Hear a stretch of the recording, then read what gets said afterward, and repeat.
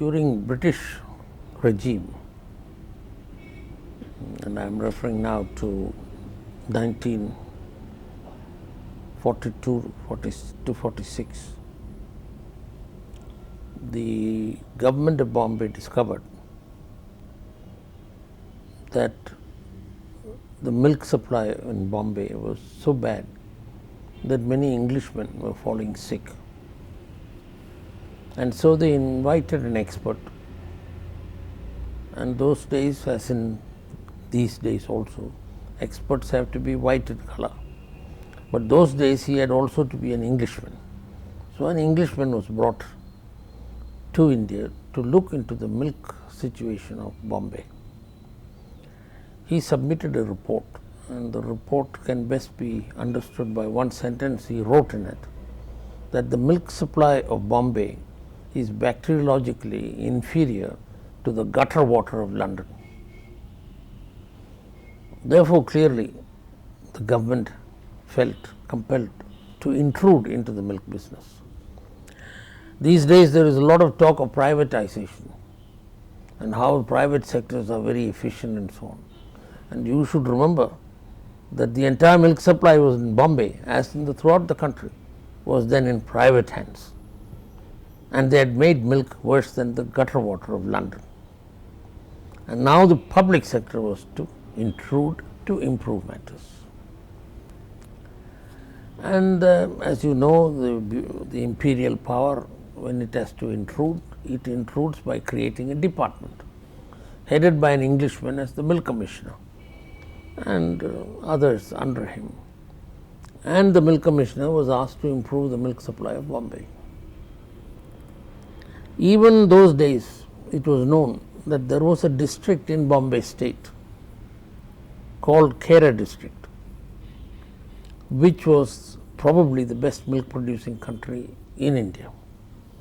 And this British milk commissioner came to Bombay, came to Anand to find out whether milk can travel to Bombay from Anand.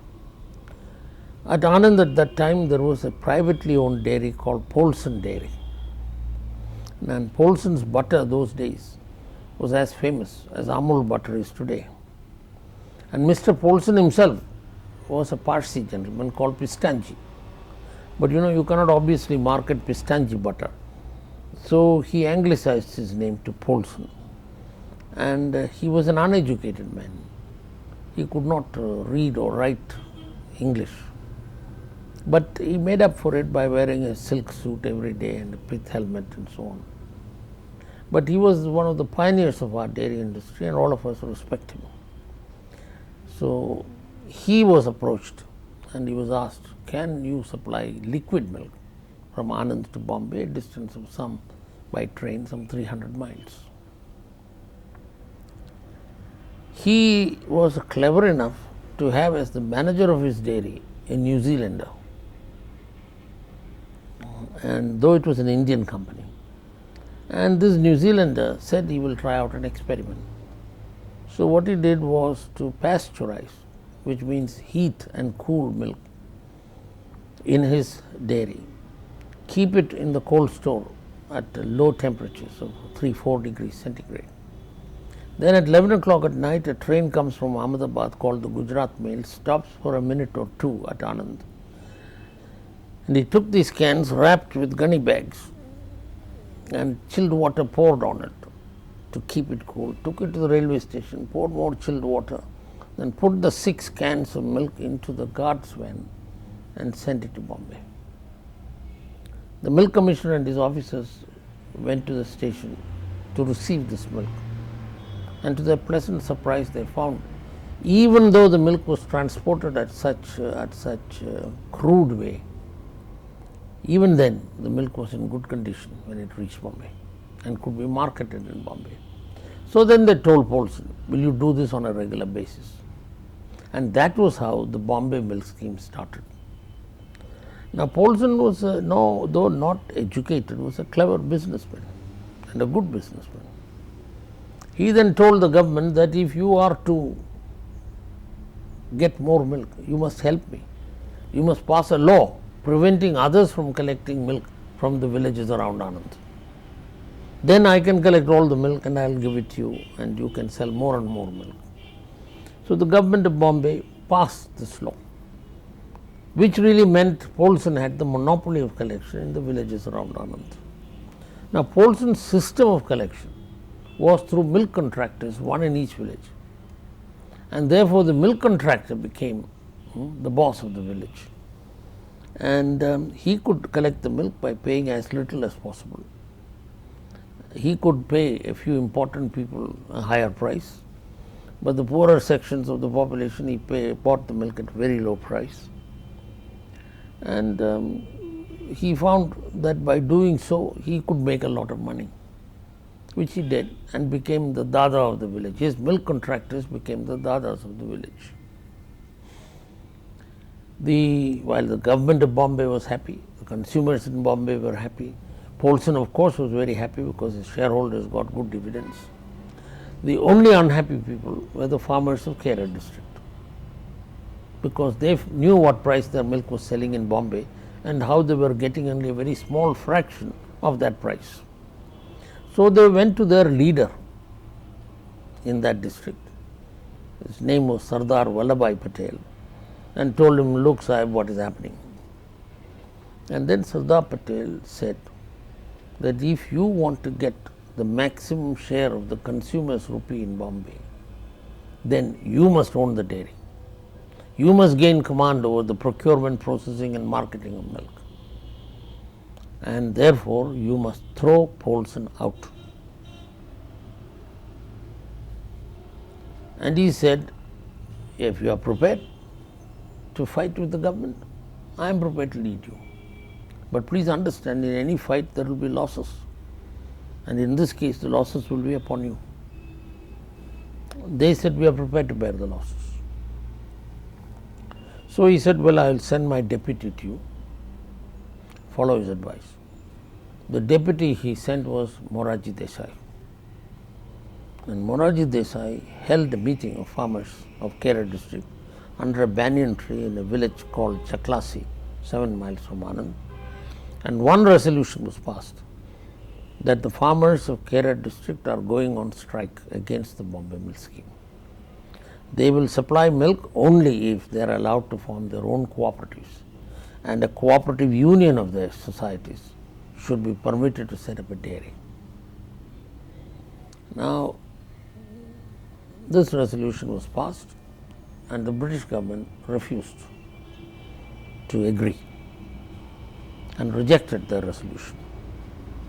So, Morarji Desai advised the farmers to go on strike against the Bombay milk scheme and not to sell their milk to anyone, least of all to Polson's contractors. And the entire milk going from Anand to Bombay stopped. So the Bombay milk scheme collapsed because they had no other source of milk. And then the British government milk commissioner came to Anand, saw that the spirit of the people was very strong, and his deputy was an Indian. He told the milk commissioner, these people are all very strong people, we can't break their strike. Why don't you concede their demand? You see, cooperatives to be formed in Anand. You see, this is not New Zealand, this is not Denmark, this is not Holland, this is India. How can cooperatives succeed? And look at their leaders. Gandhi Topi is God. He does not speak English. He has no technical knowledge of handling milk. He has no concept how complicated it is. Concede the demand. It will only go to dogs. So the demand was conceded, and 2 village cooperatives were formed and 1 union, and they were handling 200 liters of milk a day. But the union had no processing capacity, so the milk was being sent to Polson's for being processed. And then Polson will say, this milk smells, there is a lizard in it, there are flies in it, and were rejecting the milk. And in fact, they were conducting themselves in such a manner as to bust the cooperatives. It was at this point of time that India became free. And the chairman of the cooperative, Tribhuwan Das Patel, an extremely fine man of great character, competence. This man then came to Delhi and met Sardar Patel, who was then the deputy prime minister, and told him, Sahib, look, we are not able to supply milk to Polson. He is creating a lot of troubles. There is an unused dairy belonging to the Ministry of Agriculture lying in Anand. It was used during World War I to manufacture cheese to supply to the British troops in Mesopotamia. Since then it is lying unused. Give us that dairy so that we don't have to send our milk to Polson. Sardar Patel talked to the Minister of Agriculture at that time, Babu Rajendra Prasad, and Tribhuvandas was invited by him to meet him, and the dairy was given to the cooperative on 9,000 rupees lease against the objections of the Ministry of Agriculture officials. And then the dairy had processing facilities, and the cooperative for the first time began to send milk to Bombay, processed in their own factory. And since then, it never looked back.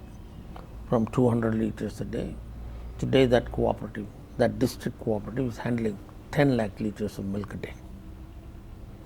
And that has replicated itself not only in Kera districts, it has been followed by farmers in other districts, Baroda, Surat, Broch, then in north, Sabarkantha, Banaskantha, Mehsana. And so every district, including Kutch, has its own district union. And between the whole of them, they have formed a state federation. Now, my more important job than the chairmanship of the dairy board is I am the elected chairman of that Gujarat's Cooperative Milk Marketing Federation. Our business today is 1,600 crores, and we are the largest food business in India.